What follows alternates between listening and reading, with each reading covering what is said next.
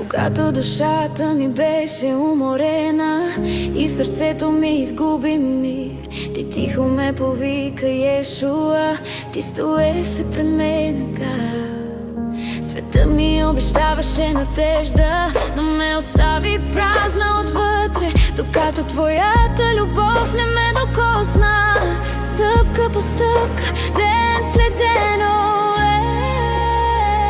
сега издигам очите си над страха и тъмнината, защото твоят глас ме води през бурята и всяко време. Йешуа, върви до мен, когато сърцето ми не вижда пътя.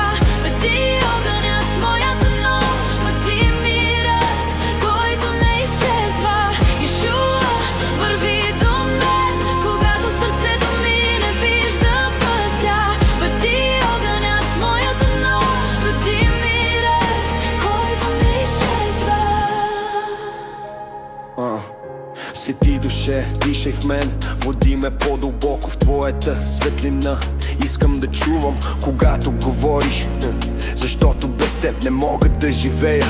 Преди света да заговори към мен, първо търся твоето лице, защото само твоето присъствие дава нова светлина на душата ми гнот.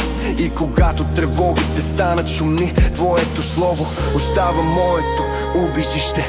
Ти си същия вчера и днес, моята защита, моят живот, моята крепост. Но отпускам всичко, което ме държи, всеки страх и всяка тежест, защото твоите ръце